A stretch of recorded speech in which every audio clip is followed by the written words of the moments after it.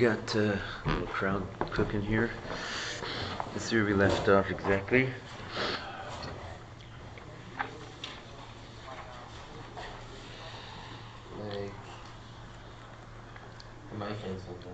Oh, right. Okay, good. Right. Okay.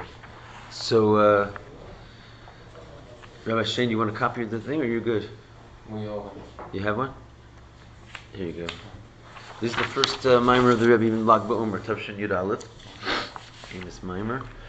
So, all right, we're saying that basically, good. We got to the point that we have to fix our animal souls, and this is the whole march of Acharecha Narutza. We're going to run after you. We're going to run after you. It's a plural because the running of the animal soul also gets the godly soul to run for the first time. Remember that whole concept that we spoke about, that there's not such an impetus to have such a passion inside of the godly soul. So when you start working with your animal soul, and it starts to run, which is its nature, but it starts to run to Kedusha, so then the godly soul picks up basically a new trait that it also learns how to run with Kedusha.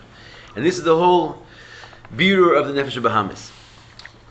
So we said that this takes place in two tiers, in two ways. One is the mochin of the Nefesh Bahamis, the mind of the animal soul, and one is the Middos of the animal soul. And we said that the mind, working with the mind of the animal soul, it happens basically by offering the carbon itself. The carbon Omer, right, is basically has two properties. We said already that the Omer is connected with the animal because it's animal food, but the carbon of the Omer, which is made out of Dagan, is an inyan of mochin, of mind. Why? Because we learned before, a child doesn't know how to call his father unless he tastes the taste of Dagan, of grain. Right? So grain is the idea of suddenly the child knows who his father is. He has like an opening of his intellectual faculties. And this is all from eating grain. So too, collectively on the national level, when we eat grain, and not only grain, but the grain of an animal food. So this represents the mind of the animal soul in each and every one of us, which basically sort of automatically gets a wake-up call. It gets refined in one day, right? It's a big difference between how the mind of the animal soul gets purified versus the emotions. The mind of the animal soul is like a one-day affair, and you're in a new dimension. So we spoke yesterday about how that was accomplished by a carbon, and it's not a small thing, it's a once-a-year thing, and they were prepared for it, it's a big deal, and you must bring it in the Beis HaMikdash and offer it. It brought down spiritual powers, which literally affected every one of us, but how is it relevant today? So we said it's kind of spiritual, but the truth is, I was thinking about it yesterday, there's also dinim in Torah, like our basically our whole wheat or our grain life changes also in this day every year, because you know the Indian of Yashan and Chadash. You're familiar with this concept? Old and new. But what does that have to do with grain? You can't eat the grain until you can't eat from that year's crop until it's been offered. Until it's been brought. Right. So there's basically a day on the calendar when the grain in the field is usher to eat. Right. It's basically day. What's that? 1 day on the calendar. It's the 16th of this in Bisman Hazeh. It's the 17th of Nisan. Right? Happens to be my birthday, l'chaim. But in the old days, it was the 16th. Spring, you said something you were saying yesterday? Right. In the old days, the whole Indian of the Omer offering was this very special, tradition that they would go in the night and they would bring like a group of rabbis and they would find the choicest, place to cut the barley, and they would cut it with a whole ceremony and everything, and then they would offer that barley the next day. One day they would offer the barley for 1 day, but from the moment that they cut, all the barley in the whole world, basically, and then certainly in Israel, became permissible for everyone to eat it. And before that, you can't eat it. It's usher. It's like eating a prohibited food. All right? of the barley or all of the grain? Starting with barley, and there's also, when it comes to grain, when it comes to wheat, Shavuos is the first wheat offering of the year. So basically, the barley in general grows. It ripens before the wheat, just as a rule. So basically, the first and our holidays kind of go along with the agricultural cycle. This is right up your alley. So the barley, we have a barley. Obviously, it's not just because of the natural cycle. On the contrary, the natural cycle follows because of the Yiddishkeit needs. But the barley first grows. What's that? We had a discussion about this yesterday. Oh, okay. So we're right on track here. The barley grows, and then you cut the barley, and then everyone can eat barley. And then 50 days later, you offer the first new sacrifice from wheat. But Al Pi Din, I believe, if I'm not mistaken, once you cut the barley, if you eat the wheat, it's not as much of a prohibition. Like the main day when something comes. Barley, it makes it permissible for everyone to have Even all wheat? grain. But in the Beis Hamikdash, they couldn't use the new grain till Shavuot. They couldn't use for the wheat. You're saying for Til Shavuos, but everybody else could eat it. What's the old? Yeah. That's the new. What's the old? Anything that grew before Pesach of last year, What do you do with that? that anything that grew from last Pesach, started to sprout from last Pesach till this Pesach, you can't eat till the offering of the Bala. If you understand, if it's sprouted, the wheat, grain, any grain, only grain, not fruits, not vegetables, just grain, the 5 grains. Okay. What, that's a halacha? Yeah, Yeah, it's in the Torah, it's a biblical law. yeah, and So even when you buy yosher, it means it's from the grain from last year, not the grain of the new harvest. Because that you have to wait till the second day of Pesach. even in Chutz La'aretz, there's an opinion, that The Rabbi holds with that it's even deraisa in Chutz La'aretz. I think we hold still in Midrabanan. It's a little in Chabad. It's not so pashut, right? The Maharal in Prague, his synagogue is called the Altnoi, the Old New. Okay, he's tapped in. Everything he did was old new. It's like the Hasidus, it's old and new. Kabbalah. Anyway, so this is the Indian. So the idea is that even today, we don't have, so to speak, the real Omer offering, unfortunately, but we do have this halacha where everything changes. But what you can eat suddenly becomes, old and new. And on this day, so what's happening spiritually is that your mind, because it's grain, is being uplifted, it's being transformed. It sounds kind of strange, like all of a sudden one day, but this is what happens. And so we spoke about it yesterday. What does it really mean in your life? In other words, it's that your animal soul suddenly is open for business. Because if your animal soul's mind is not has this newness to it and gets opened up, there's no way you're going to be able to work on your middos, right? Your middos are a product of your thinking process, right? As we said yesterday. So if your thinking process is stuck in its old ways, right, then it's not going to allow itself to produce new middos and to do the work. So this is Yiddishkeit. It's a miraculous thing. That's what the Rabbi is saying here. There's a power in this day which you have to do one thing. You have to count the sehiros of Omer. Chesed Shiva Chesed is on that day, right? But having done that, the whole mind of the Nefesh Bahamis is turned around and is ready to work. And what's the work that has to be done? So there's 2 tiers. Then you have to start doing the work of the animal soul. Of the animal middos, excuse me. And this is where we left off. So we'll go inside. Here, you have a copy here. Thanks. Anyone need a copy? Okay, so... You're so All right, there you go. So where are we on the page? Yeah, I'm going to let you know in 1 second here.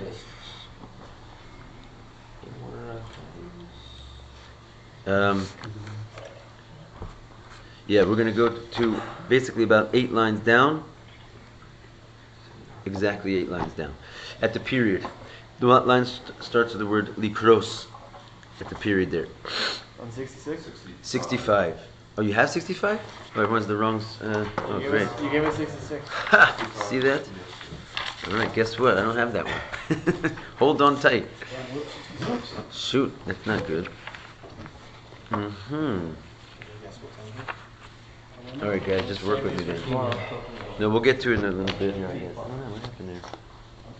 All right, we don't have time to mess around with it anymore, but apologize for that.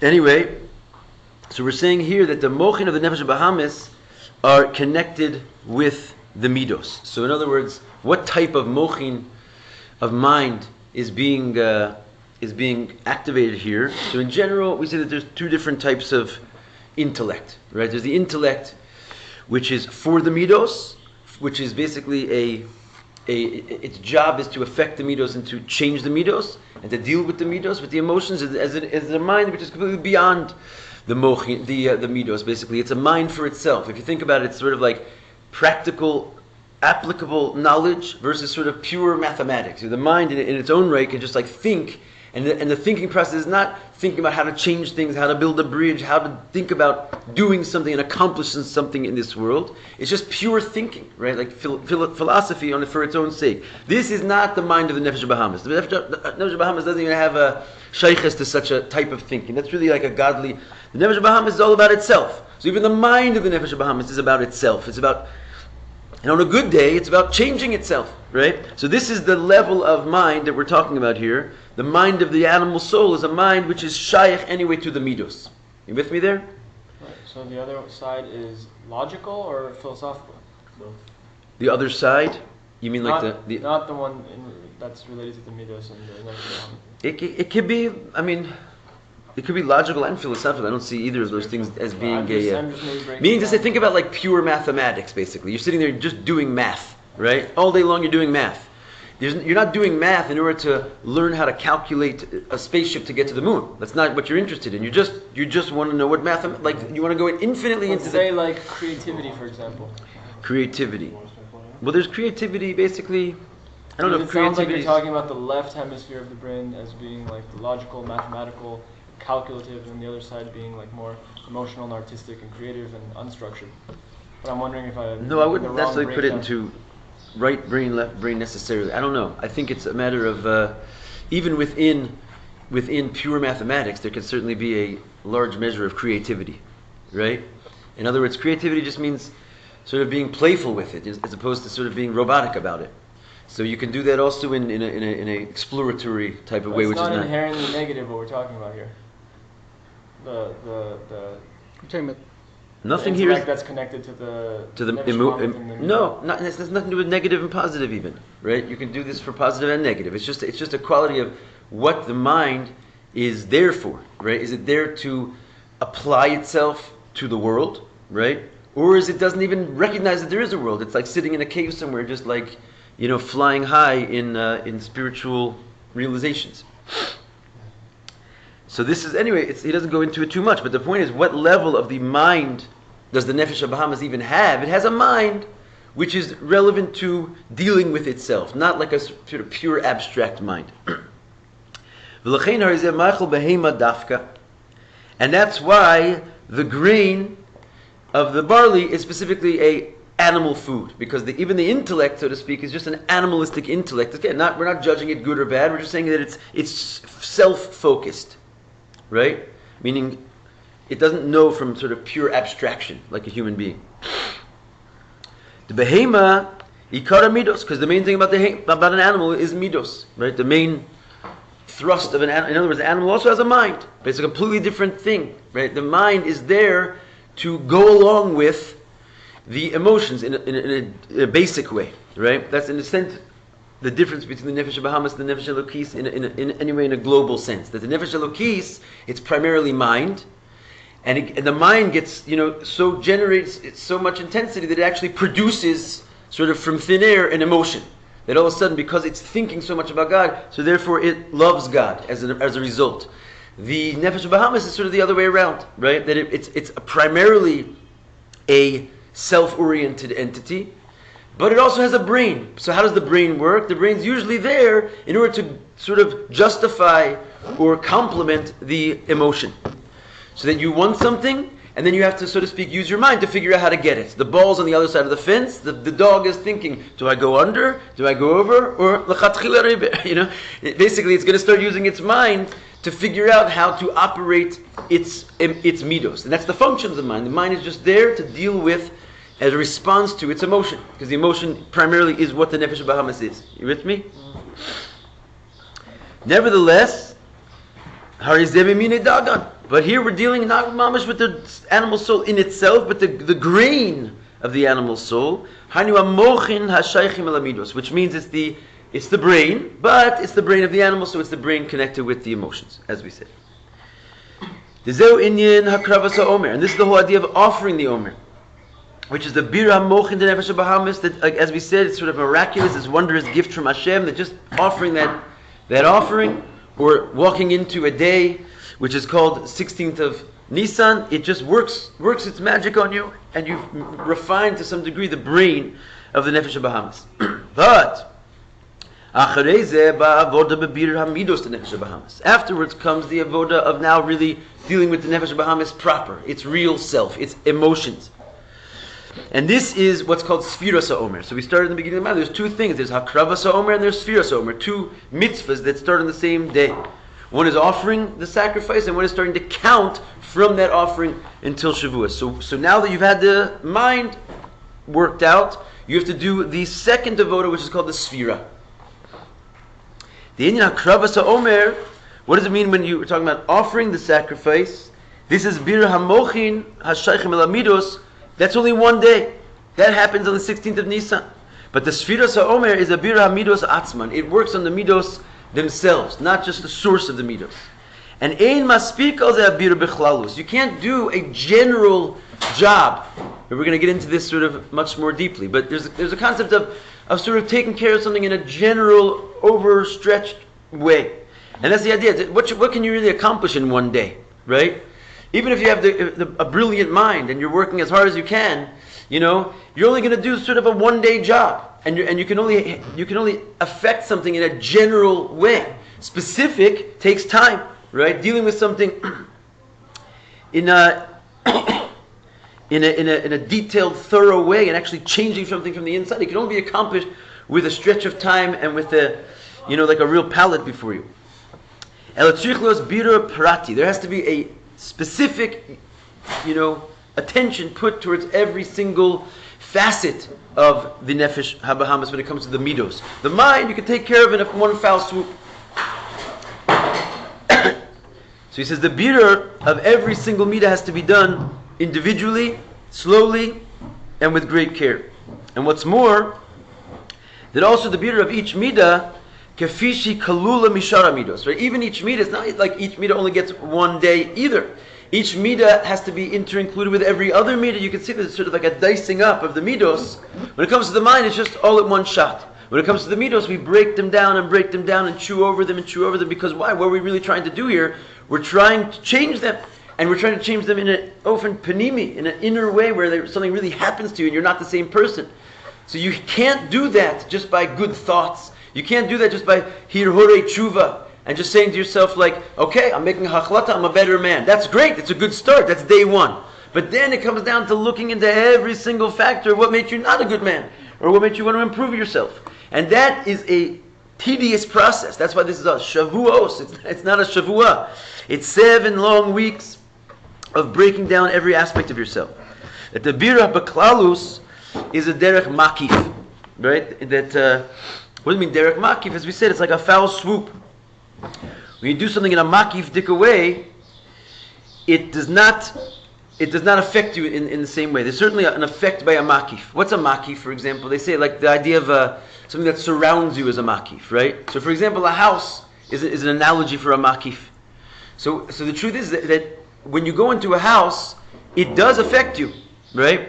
Because if you're going to go into a bar versus you're going to go into a beis medrash, you're going to have a completely different effect from the makif, right? The books you see around, there's a Sefer Torah in the room, there's rabbis with beautiful white beards all around, right? And so just not even opening one book or having any experience panimi, you are affected by the makif. It's a general effect. How much does it affect you already?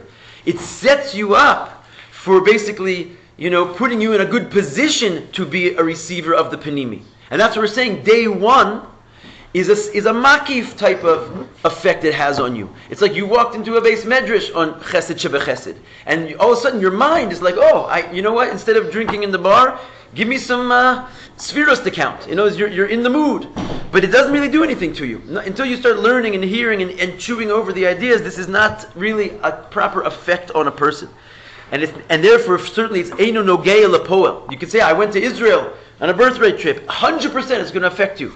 But what did you do on that birthright trip? Being in Israel alone will affect you. But you're going to go back, and quite often, unless you get a good shliach on your tail, you can basically be the same person you were before, except you had this makif experience. You were in this house of Hashem, but when you go back to college, you're the same guy, basically. You know what I mean? As, more or less. I mean, thank God you had the makif. But that's the point. It doesn't really affect your inner life very much.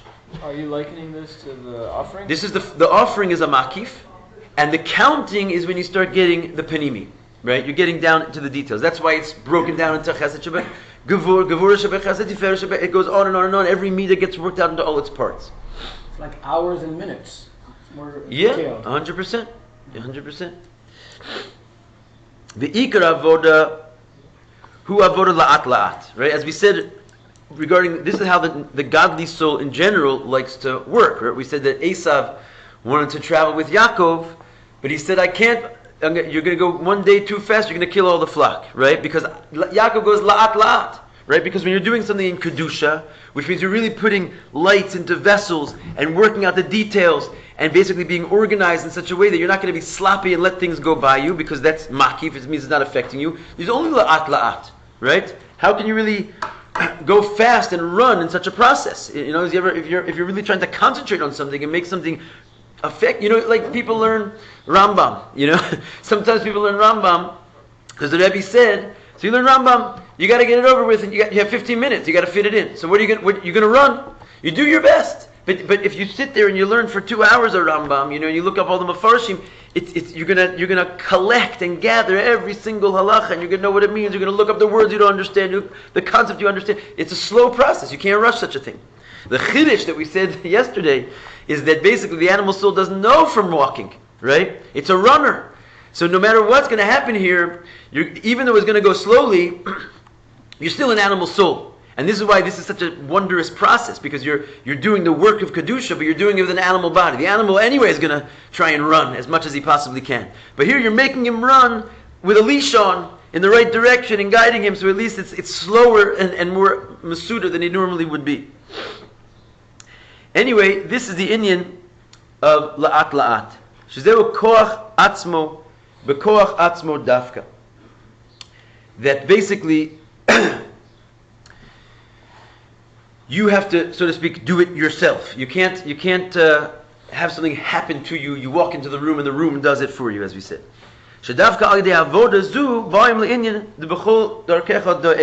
Only through this type of service can you come to what we say, that you'll know God in all your ways, right? Because if you really, really internalize the Eibishter, then there's not going to be a moment in your day when you're not connected to this idea.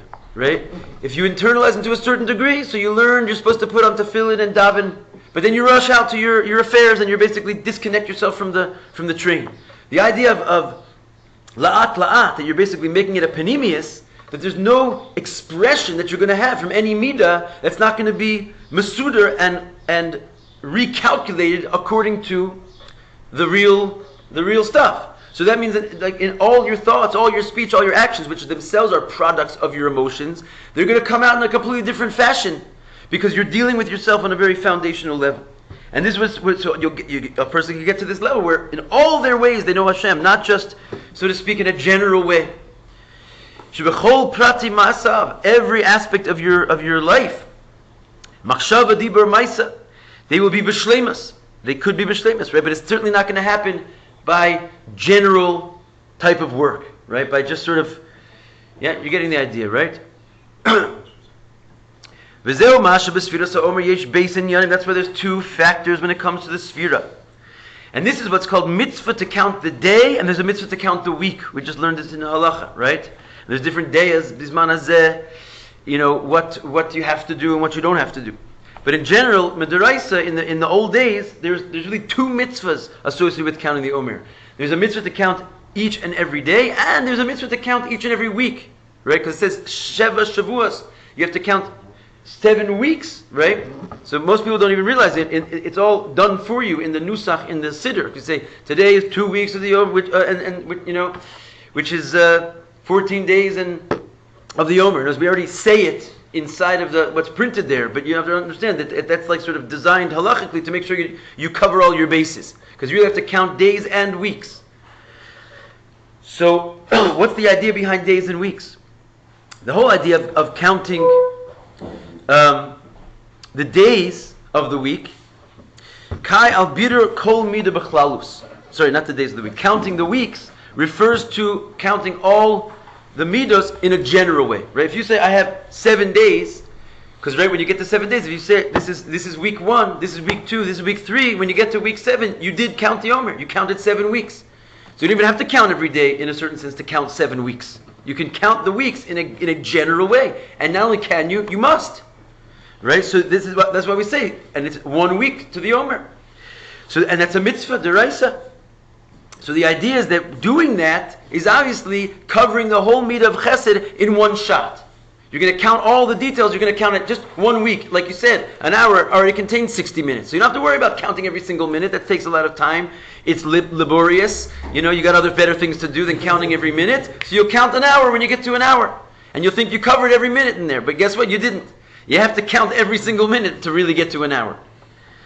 Right? The idea of counting days refers to really dealing with every single minute, every single day, in every prat, in every midah. You're not going to just sort of say, yeah, I got chesed, I know what that is. Right? Like a lot of guys come in and they say, yeah, no, I know chassidus, I learned that. You could get to such an idea. There are principal concepts in chassidus. And yeah, you could say, I know what lamayle and lamata, I know what ratzo v'shov, I learned that. Okay, what do you mean you learned it? You know what I'm saying? It's not a general thing. It's something you have to be involved in every single second of every day of your life. And this is working on the prat. The ikra mitzvah, the main mitzvah is to count the days. Right? That's it. Therefore, bizman hazeh, that's the number one mitzvah that we have, as we're going to see in a second.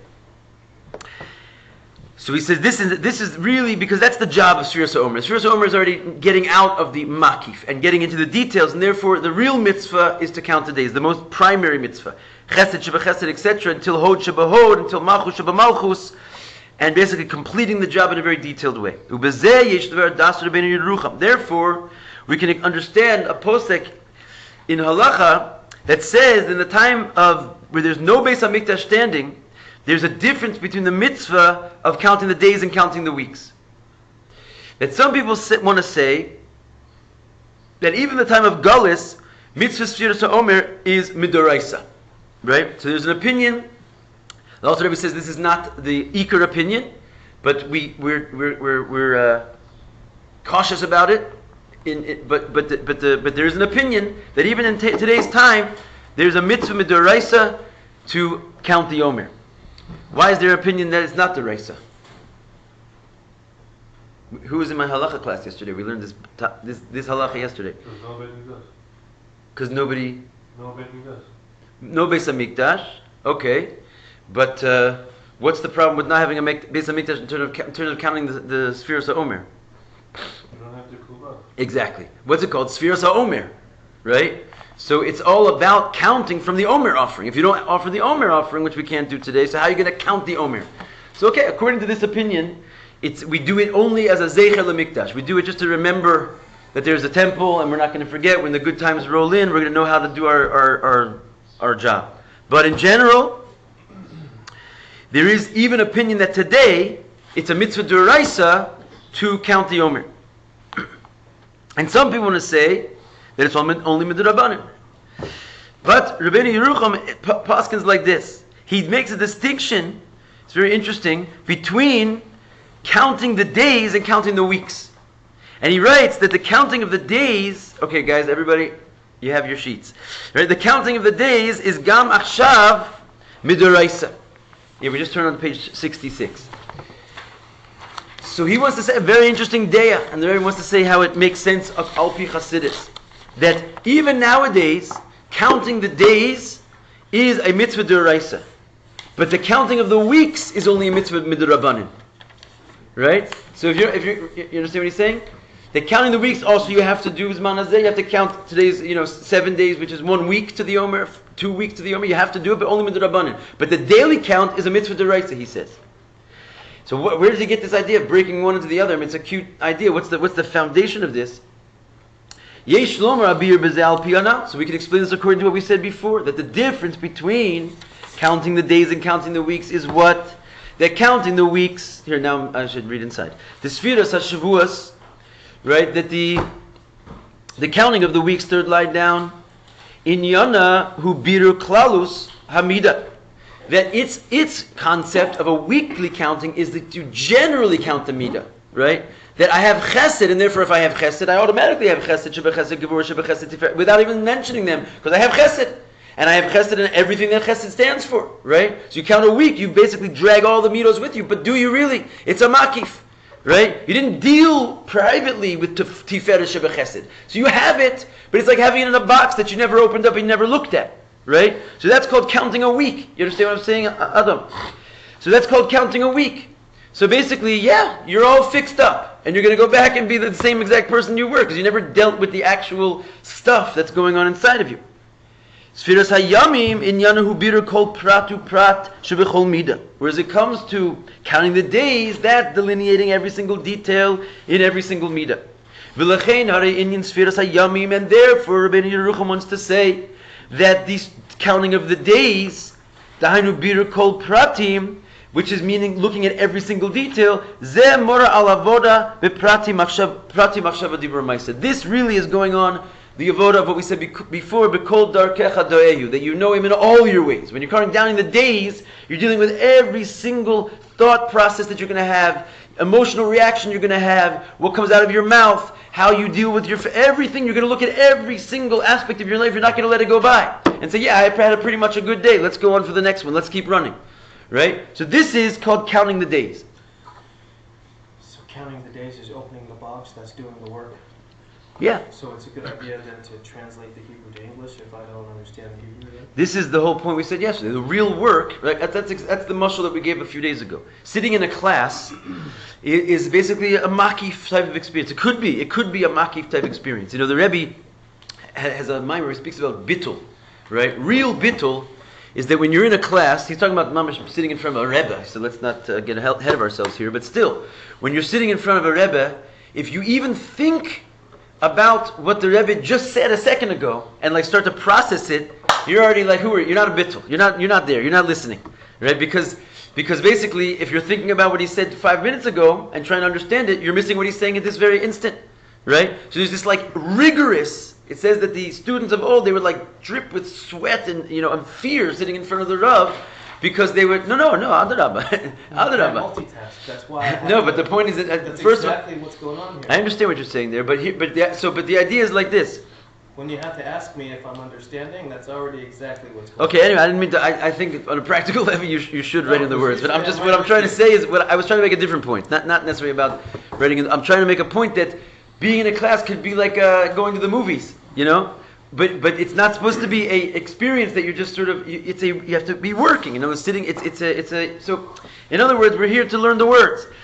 So absolutely, I would write in every word in Mamish private page. Okay, you're gonna have to have a little bit of give and take in terms of words versus concepts. But the point of this particular class is to make sure that everybody can read the Maimer by themselves when it's all done. So that's why we try and go slow. Maybe we'll go slower. But okay. But anyway, word by word. In that case. The point. Which is Torah-based and rabbinical-based? So okay, again, the Torah-based concept is counting the days. Right, and the rabbinic, he wants to say that it's only it's only rabbinic mitzvah to count the weeks. It's not Torah-based to count the weeks. Bizman hazeh. Everyone agrees in the old days it was, but now he makes this distinction. Now, how we paskin is that everything is rabbinic. Right, I mean, it was saying that if you count the days, and that's sort of including the weeks within it. Right? You're right. If you just did the weeks, then you're not doing the specific day. That's the idea. One is like getting into the details, which obviously sort of contains the klal. When you deal with a klal and you don't look at the details, you have the details, but they're sort of locked in a box. You never really saw what they are. So what's the idea, though, that suddenly he takes the... Why dafka... One is of rabbinic nature and one is of Torah nature. What's the difference, really? He says that l'chein hari inyan sehiros ha'omer dahainu. Oh, where did we get up to here? Okay, we said that. Harei zeh nogea bechol eisu bechol zman. Because what's the idea of a Torah mitzvah versus a zecher lemikdash, a remembrance of the Mishnah? The Torah is relevant for all times and all places. Basically, they're saying when the Torah tells you it's a mitzvah and it's a mitzvah for the ages, this mitzvah does not cease when the Beis HaMikdash goes away, because obviously the Torah knew the Beis HaMikdash was going to be destroyed at some time, so if it gave a mitzvah l'doros, if it gave a mitzvah and it didn't have a time limitation on its mitzvah, right from the Torah, then it's clearly telling you that this mitzvah is relevant in times when there's a temple and times when there's not a temple. And according to him, counting the days is one such mitzvah. So why does the Torah want to put its stamp of eternality, even when there's no temple, on the mitzvah of counting the days, but not the weeks? Because this is what's relevant in every time and every place.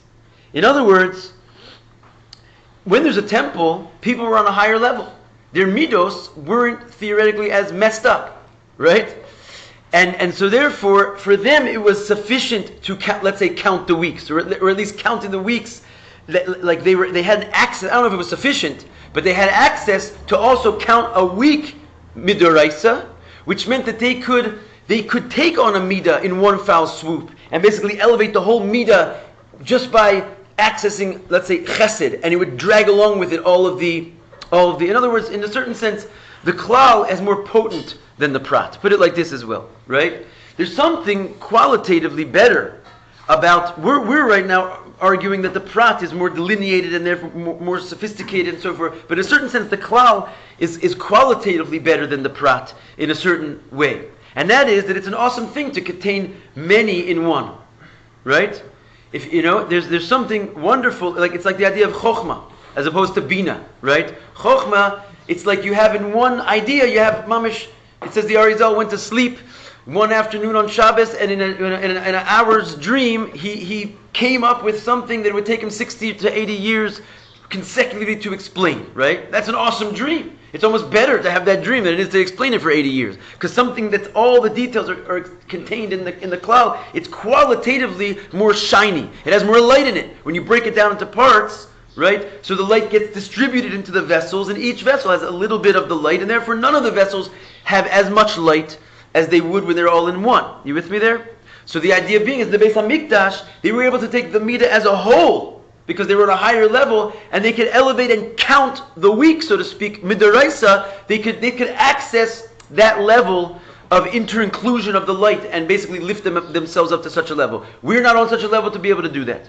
We're not on those levels to really bring our animal soul to such a level of perfection in such a way. But we are dealing with the animal soul in more detail. Now, conversely, you could say that this is really, in a certain sense, a higher level work. In other words, that working out the minuscule details, even though we don't have such a shining, animal souls, is a harder work. It's a more fundamental and sort of more precious in the eyes of Hashem, because it's more difficult for us because we're on a lower level. And nevertheless, we take care of the details. So it's not like we don't want to make ourselves feel bad that we don't have such a level. But on the contrary, it's relevant even now. More refined. Plus, we don't have the benefit of bringing the Omer that triggers the intellect. So we're going to the emotions without the intellect being triggered. Yeah, but we said in the beginning that we don't want to leave ourselves out of the intellect being we don't have the same level of it, but we have some type of 16th of Nisan. We must, otherwise there's no room to count the Omer midrabanan and Omer deraisa. Like the whole koach to count the Omer comes from something that happened on the 16th of Nisan. But of course, you're right that it's not the same level as the Beis HaMikdash. It's actually offering it. Okay, so let's go on. So l'chein, it says the chiyuv asfiras ha'omer gam bizman hazeh hu midaraisa. That's why, according to him, the obligation to count the days is also midaraisa. Masha enkein inyan sfiras hashavuos. Not so when it comes to the obligation of counting the weeks, which is biru klalus hamida, which is the ability to uplift the entire midah as it is. This is a avoda nailis yoser. This is really an avoda that's only shy during the times of the Beis HaMikdash. So therefore, the Torah obligation falls off when there is no Beis HaMikdash, because again, to lift up the whole midah as one, that is a much more sophisticated task, because it would elevate us in a deeper way. We can't access that, according to him. We don't have the power to do it in this time. Because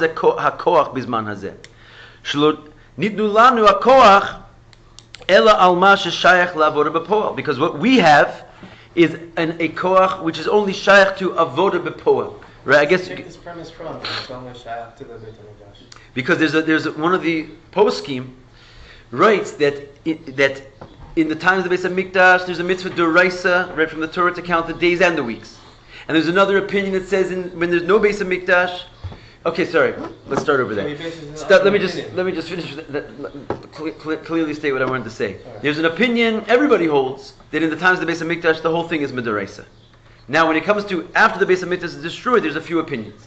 One opinion is that it's still midoraisa, the whole thing, counting days and counting weeks. One is that the whole thing is midorabanan, counting days and counting weeks in this time.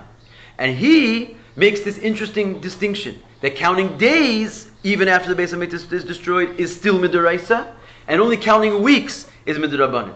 He paskins like that, right? So in other words, for your viewer requirements. Now the point is, the Rebbe's coming with this, and he's saying, what's the chassidus behind this? What's the seichel behind this? And he's saying, this is what it is, that counting the weeks is a greater level of elevation of a thing. Because you can take the whole midah in one shot and count it and send it up and elevate it. And counting the days is only counting one little drop of the midah. You can't ever really count the whole midah. You can only count little pieces of the midah and elevate each one on its own. But you never get to like really 7 days, which is a 1 week to the Omer. You can't pick up the whole thing because that's like an awesome thing. You just send it right up. You can't do that in Bisman Hazeh. We don't have the koach after the Beis Hamikdash was destroyed to lift up the midah. So therefore he says that only midoraisa we have the day count, not the weekly count. That's where he gets this idea from. And in general, the idea is that, just to put it in a slightly different context, what's the difference between, why do we have such a koach and they had a different koach? And what were they really accomplishing, right, when they were able to count a week? Let's try and investigate that. He doesn't really lay it out here, but let's just think what we know.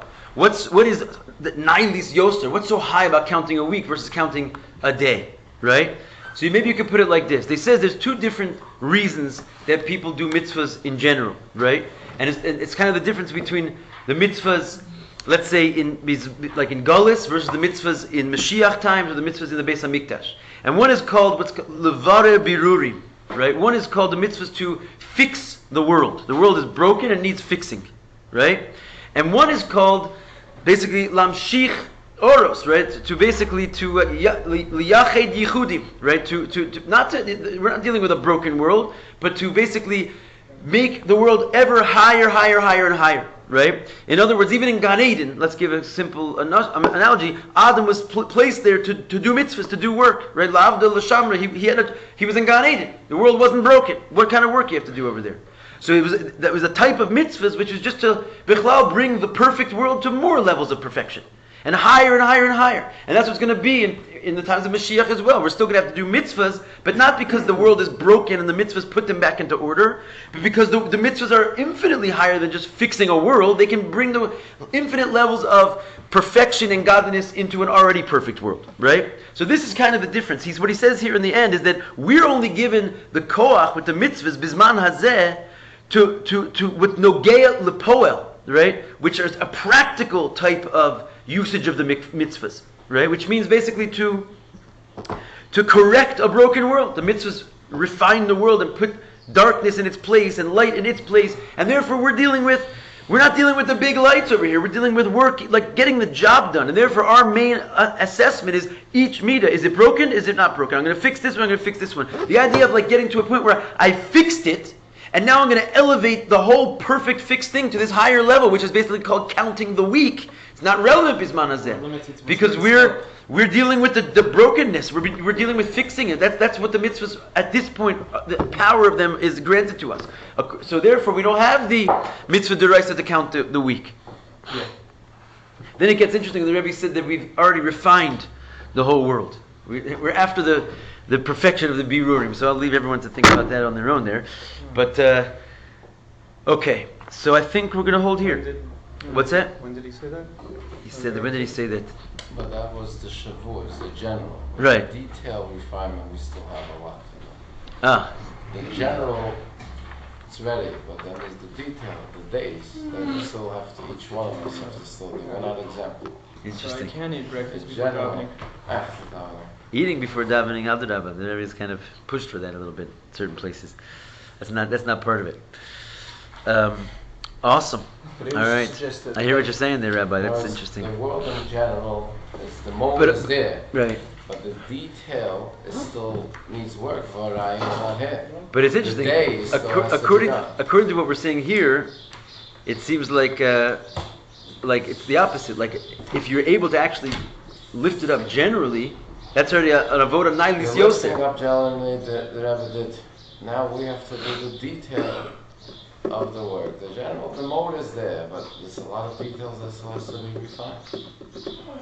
We're all in the mode of Mashiach, but the details, Yeah. actually that we should think Mashiach, and we should feel Mashiach, But the and we should eat like Mashiach, but and the we should general- talk like Mashiach, Now. and to actually be a mensch. What does Mashiach mean? That we're a mensch. We have Ahavas Yisrael. We eat for the sake of Hashem. We do exercise for the sake of Hashem. All of that has to become detail that we work on. Detail. That's all. That's what we need to do now. Shpi matzliach. The Take mode of is me there. on mamish. The mode is all there. Well, so what time is davening? Davening 9:00. Yeah, we have half an hour of detailed his bonus to take care of. Okay, what do you need with bonus outside? Or you can go Yeah, you know, the Sfas is your domain, Rabbi. Yom Tov, you still there? He's there. He got better. We healed him. All right. Great, my friend. We'll catch you next.